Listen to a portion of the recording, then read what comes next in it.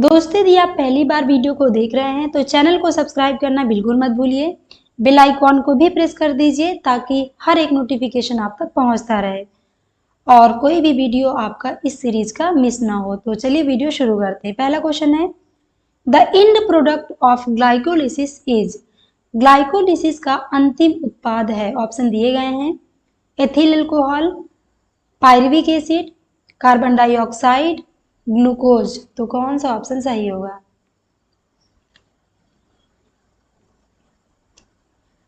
तो इसका आंसर होगा बी, पायरुविक एसिड। ग्लाइकोलिसिस का अंतिम उत्पाद पायरुविक एसिड होता है और ग्लाइकोलिसिस को ईएमपी साइकिल भी कहा जाता है। यह नाम इसके खोजकर्ता एम्बडेन मेयरहॉफ एंड पार्नस के नाम पर रखा गया है, तो आपको इसे भी याद रखना है। ईएमपी साइकिल भी कहा जाता है इसको। फुल फॉर्म होता है एम्बडेड मेयरहॉफ पाथवे। तो इसे भी आप अच्छे से देख लीजिएगा। चलते हैं अगले क्वेश्चन की तरफ। अगला क्वेश्चन है, respiratory quotient is not less than 1 इन। इनमें से किसका श्वसन गुणांक 1 से कम नहीं होता? Carbohydrate, protein, fats, normal diet. तो कौन सा ऑप्शन सही होगा?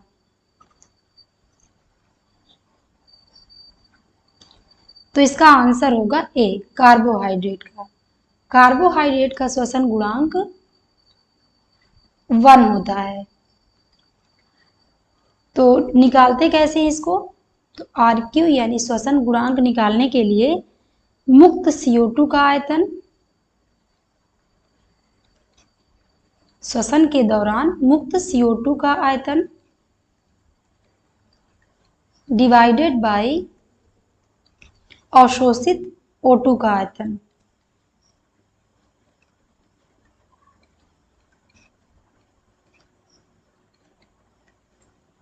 तो यह इसका फॉर्मूला होता है निकालने का। यदि आप बात करें फैट और प्रोटीन का, तो इनका आरक्यू हमेशा 1 से कम होता है। यदि आप फैट और प्रोटीन की बात करें तो इनका आरक्यू हमेशा 1 से कम होता है। तो इसे आप अच्छे से देख लीजिएगा। और यदि बात करें लगभग कितना होता है, तो 0.5 से 0.9 के बीच में होता है। चलते हैं अगले क्वेश्चन की तरफ। अगला क्वेश्चन है, RQ of Opuntia in night is. नागफनी का रात्रि के समय आरक्यू होगा, ऑप्शन दिए गए हैं, 0, 1, 2, मोर देन 1। तो कौन सा ऑप्शन सही होगा?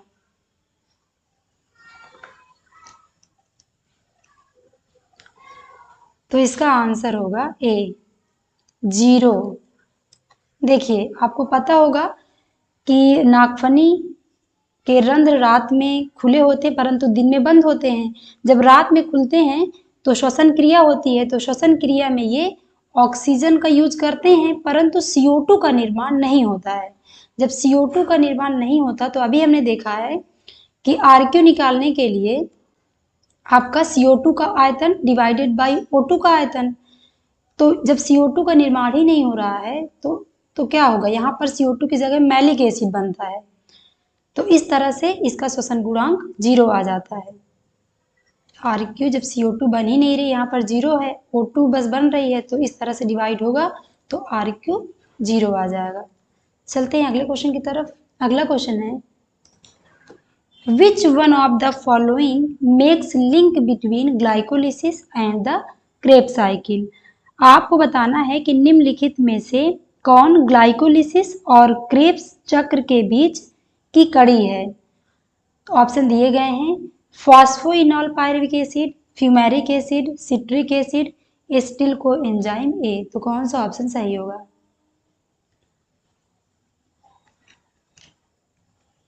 तो इसका आंसर होगा डी, एसिटिल कोएंजाइम ए। इन दोनों के बीच की कड़ी है। देखिए, ग्लाइकोलिसिस साइटोप्लाज्म में होता है। अभी हमने देखा कि ग्लाइकोलिसिस का अंतिम उत्पाद होता है pyruvic acid.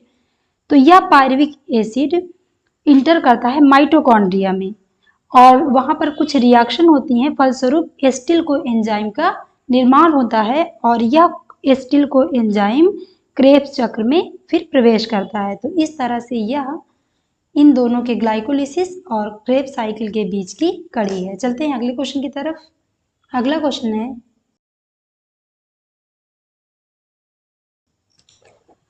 What are produced when glucose is fermented by yeast? East द्वारा ग्लूकोज का किण्वन से उत्पन्न उत्पाद होगा। ऑप्शन दिए गए हैं, ethanol and carbon dioxide, ethanol and water, methanol and carbon dioxide, water and carbon dioxide. तो कौन सा ऑप्शन सही होगा?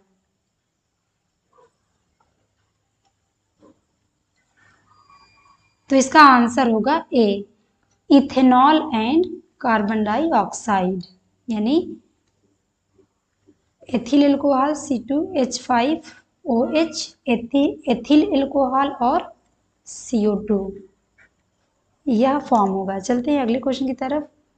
अगला क्वेश्चन है, in osmosis there is movement of. Osmosis में किसका मूवमेंट होता है? ऑप्शन दिए गए हैं, solute only, solvent only, both A and B, neither solute nor solvent. तो कौन सा ऑप्शन सही होगा?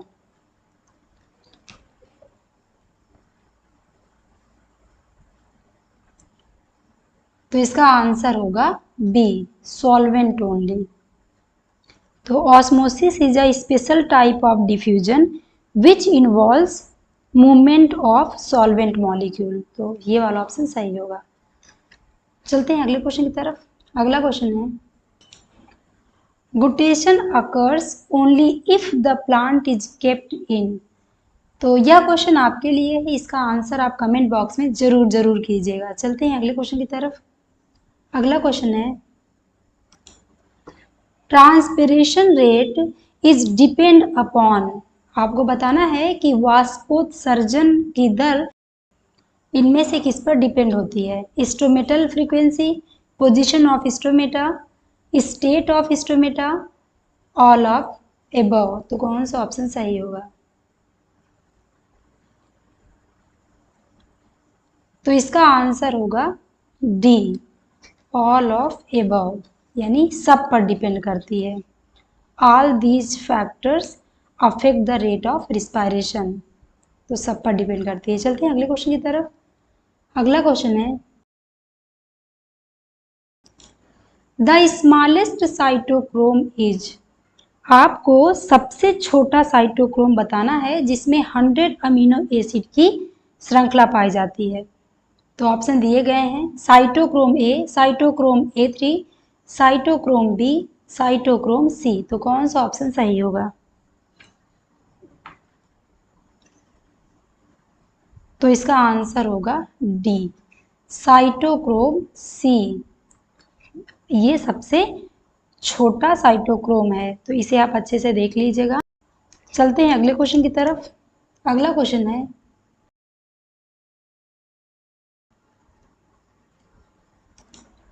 Which one of the following is a natural growth inhibitor. आपको बताना है कि इनमें से कौन सा प्राकृतिक वृद्धि रोधक हार्मोन है।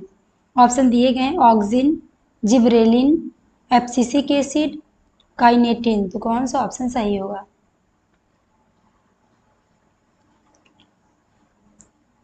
तो इसका आंसर होगा सी, एब्सिसिक एसिड।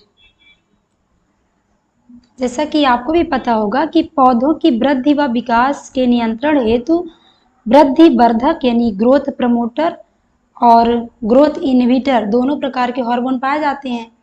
तो ऑक्सिन, जिब्रेलिन, काइनेटिन ये ग्रोथ प्रमोटर हार्मोन होते हैं, जबकि एब्सिसिक एसिड यह ग्रोथ इनहिबिटर हार्मोन होता है। तो इसे आपको अच्छे से ध्यान देना है। चलते हैं अगले क्वेश्चन की तरफ। अगला क्वेश्चन है, element involves in stomatal regulation is. इनमें से कौन सा तत्व है जो स्टोमेटा के रेगुलेशन यानी कि स्टोमेटा के खुलने और बंद होने के लिए रिस्पॉन्सिबल होता है? ऑप्शन दिए गए हैं, जिंक, मैग्नीशियम, पोटेशियम, आयरन। तो कौन सा ऑप्शन इनमें से सही होगा? इनमें से कौन सा एलिमेंट इन्वॉल्व होता है स्टोमेटा के रेगुलेशन में? तो इसका आंसर होगा सी, पोटेशियम। सी वाला ऑप्शन सही होगा, पोटेशियम। इसके लिए चलते हैं अगले क्वेश्चन की तरफ। अगला क्वेश्चन है, guard cells differ from epidermal cells in having, यानी गार्ड सेल एपिडर्मल सेल से कैसे अलग हैं, यानी कि गार्ड सेल में क्या पाया जाता है जो एपिडर्मल सेल में नहीं पाया जाता? Mitochondria, vacuole, cell wall, chloroplast. इसका आंसर क्या होगा? तो इसका आंसर होगा डी, क्लोरोप्लास्ट। डी वाला ऑप्शन सही होगा। देखिए, जैसे स्टोमेटा होता है, ये स्टोमेटा है तो ये सराउंडेड होता है दो गार्ड सेल से। ये क्या है? ये गार्ड सेल है और ये स्टोमेटल पोर है।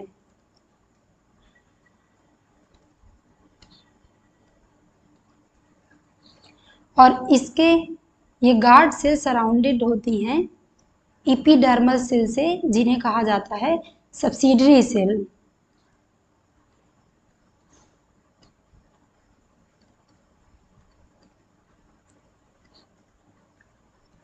तो गार्ड सेल में क्लोरोप्लास्ट पाया जाता है, जबकि ये एपिडर्मल सेल में क्लोरोप्लास्ट नहीं पाया जाता है। तो चलते हैं अगले क्वेश्चन की तरफ।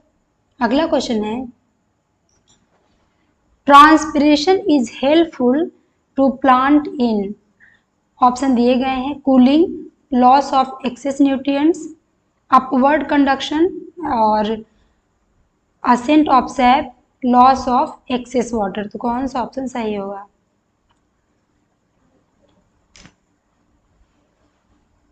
तो इसका आंसर होगा सी, अपवर्ड कंडक्शन और ascent of sap. Transpiration is helpful to plant in upward conduction और एसेंट ऑफ सैप। तो ये वाला ऑप्शन सही होगा। चलते हैं अगले क्वेश्चन की तरफ। अगला क्वेश्चन है, which of the following is use to determine the rate of transpiration in plants.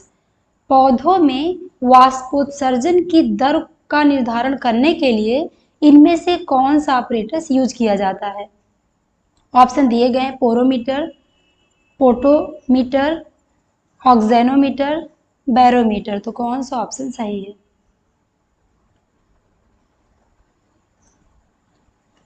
तो इसका आंसर होगा बी, पोटोमीटर। बी वाला ऑप्शन सही है। तो इसका यूज किया जाता है रेट ऑफ ट्रांसपिरेशन को मेजर करने के लिए। और पोरोमीटर का यूज किस लिए किया जाता है? तो porometer is used for measuring the size of stomata. Size of stomata. और बैरोमीटर का यूज किस लिए किया जाता है? तो आप जानते होंगे, एटमॉस्फेरिक प्रेशर को मेजर करने के लिए किया जाता है। और ऑक्जेनोमीटर का प्रयोग किस लिए किया जाता है? तो इसका यूज किया जाता है to measure the growth in length of a plant. तो ये थे आपके कुछ इंपॉर्टेंट, इनको आप अच्छे से देख लीजिएगा। चलते हैं अगले क्वेश्चन की तरफ। अगला क्वेश्चन है, high CO2 concentration in leaf interior will cause. तो CO2 का हाई कंसंट्रेशन होने पर क्या होगा? Stomatal opening, stomatal closure, no effect on stomata, stomata are destroyed. तो कौन सा ऑप्शन सही होगा? तो इसका आंसर होगा बी, स्टोमेटल क्लोजर। ये वाला ऑप्शन सही होगा। तो और यदि बात करें कि डिक्रीज इन CO2 कंसंट्रेशन, तो प्रमोट्स स्टोमेटल ओपनिंग। यदि CO2 का कंसंट्रेशन कम होगा तो उस समय स्टोमेटल ओपनिंग वाला कंडीशन फेवर करेगा। चलते हैं अगले क्वेश्चन की तरफ। अगला क्वेश्चन है, most plant obtain their nitrogen from the soil in the form of. Mostly plant nitrogen को किस फॉर्म में प्राप्त करते हैं? ऑप्शन दिए गए हैं NO3 minus, NO2 minus, N2, NO, तो कौन सा ऑप्शन सही होगा?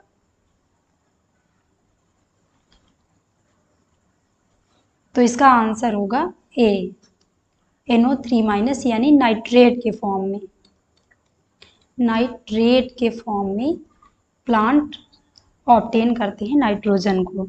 तो काफ़ी इंपॉर्टेंट है, इसे आप अच्छे से देख लीजिएगा कि nitrogen mainly absorb in the form of nitrate. तो इसे आप अच्छे से देख लीजिएगा। चलते हैं अगले क्वेश्चन की तरफ। अगला क्वेश्चन है, which of the following is a micronutrient? तो इनमें से कौन सा एक माइक्रोन्यूट्रिएंट है वो आपको बताना है। कैल्शियम, फास्फोरस, कॉपर, मैग्नीशियम, तो कौन सा ऑप्शन सही होगा? तो इसका आंसर होगा सी, कॉपर। देखिए, ऐसे न्यूट्रिएंट्स जिनकी रिक्वायरमेंट प्लांट को बहुत कम मात्रा में होती है उन्हें कहा जाता है माइक्रो न्यूट्रिएंट। और इसके एग्जाम्पल हैं, आप अच्छे से देख लीजिए। माइक्रो न्यूट्रिएंट्स को बार बार एग्जाम में पूछा जाता है। क्लोरीन, आयरन,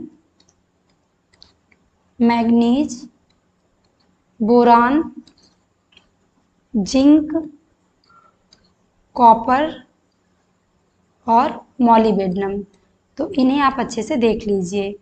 घुमा फिरा के यहीं से क्वेश्चन पूछा जाता है। ये माइक्रो न्यूट्रिएंट्स हैं, इन्हें अच्छे से आप देख लीजिए। चलते हैं अगले क्वेश्चन की तरफ। अगला क्वेश्चन है, micro nutrients are, micro nutrients के बारे में आपको ऑप्शन दिए गए हैं।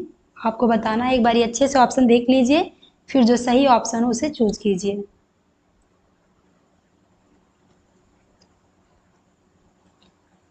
तो इसका आंसर होगा B, as important as micronutrient. यहाँ पर सॉरी, आप मैक्रो कर लीजिएगा, मैक्रोन्यूट्रिएंट। तो बी वाला ऑप्शन सही होगा, यानी कि जितना मैक्रोन्यूट्रिएंट जरूरी होते हैं उतना ही इम्पोर्टेंस है माइक्रोन्यूट्रिएंट्स का। चलते हैं अगले क्वेश्चन की तरफ। अगला क्वेश्चन है, deficiency of molybdenum causes. Molybdenum की डिफिशियंसी से यानी कमी से होगा, ऑप्शन दिए गए हैं आपको।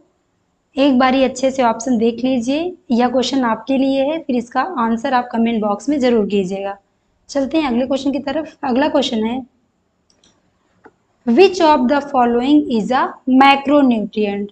आपको इनमें से बताना है कि कौन मैक्रोन्यूट्रिएंट है। मॉलिबेडनम, मैग्नीशियम, मैग्नीज, जिंक, तो कौन सा ऑप्शन सही होगा?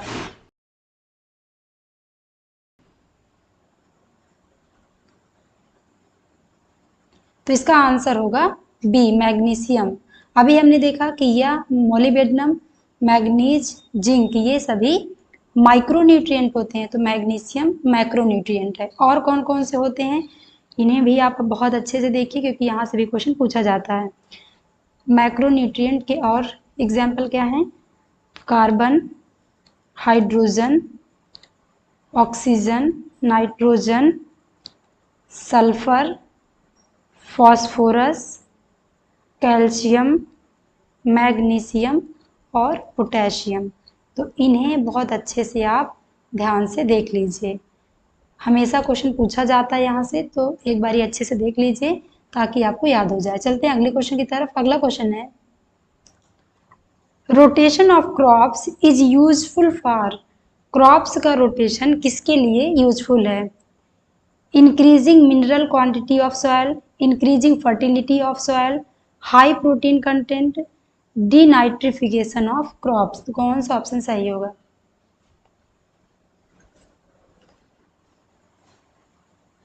तो इसका आंसर होगा B, increasing fertility of soil. Rotation of crops is useful for increasing fertility of soil. चलते हैं अगले क्वेश्चन की तरफ। अगला क्वेश्चन है, which one is a component of ferredoxin?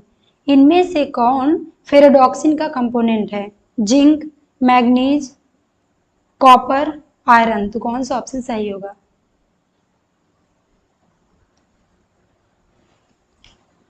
तो इसका आंसर होगा D, iron. Iron is a structural component of ferredoxin. चलते हैं अगले क्वेश्चन की तरफ। अगला क्वेश्चन है, a xylem is made up of, बताना है आपको कि जाइलम इनसे बना होता है। ऑप्शन दिए गए हैं, tracheids, fibres, vessels, all of the above. तो कौन सा ऑप्शन सही होगा?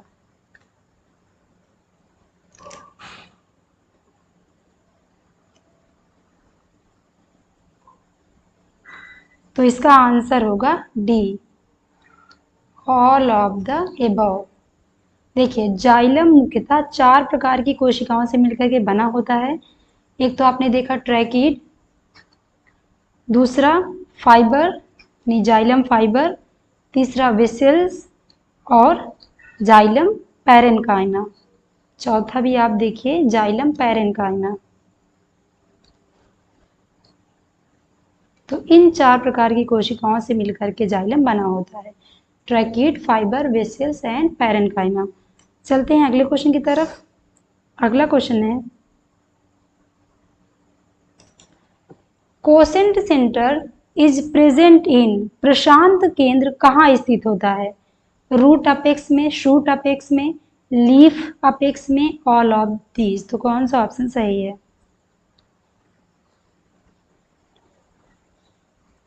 तो इसका आंसर होगा ए, रूट अपेक्स में। Quiescent centre is present in root apex. तो बहुत अच्छे से आप इसे देख लीजिएगा। चलते हैं अगले क्वेश्चन की तरफ। अगला क्वेश्चन है, abnormal secondary growth is observe in wheat, ड्रेसिना, ginger, मेज। तो कौन सा ऑप्शन सही होगा?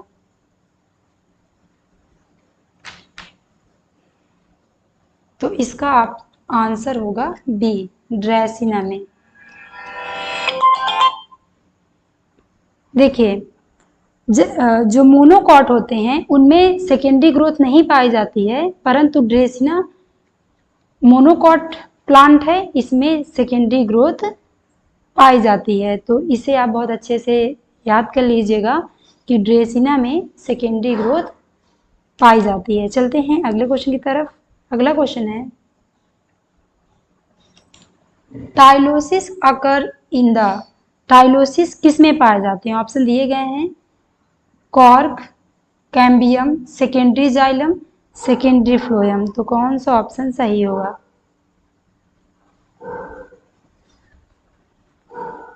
तो इसका आंसर होगा सी, सेकेंडरी जाइलम में। बहुत इंपॉर्टेंट है, कई बार एग्जाम में यह पूछा गया है, तो इसे आप अच्छे से देख लीजिएगा। Tylosis occur in the secondary xylem. चलते हैं अगले क्वेश्चन की तरफ। अगला क्वेश्चन है, प्लांट इंडिकेट, ऑप्शन दिए गए हैं, organic matter of plant, mineral salt absorb by plant, both mineral salt and organic matter, silica absorb by plant. तो कौन सा ऑप्शन सही होगा?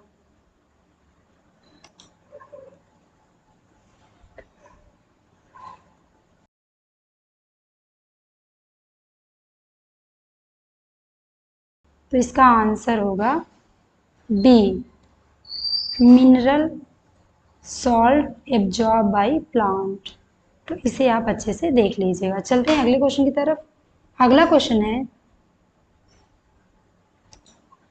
Phosphorus brings about retardation of protein synthesis, healthy root growth, retarded plant growth, none of these. तो कौन सा option सही होगा? तो इसका आंसर होगा बी, हेल्दी रूट ग्रोथ। तो इसे आप अच्छे से देख लीजिएगा कि it promotes healthy root growth. चलते हैं अगले क्वेश्चन की तरफ। अगला क्वेश्चन है, copper is present in, copper present होता है, ऑप्शन दिए गए हैं, plasmalemma, plastoquinone, plastocyanin, ferredoxin. तो कौन सा ऑप्शन सही होगा? तो इसका आंसर होगा C, plastocyanin. Plastocyanin is a copper containing protein. तो इसे आप अच्छे से देख लीजिएगा।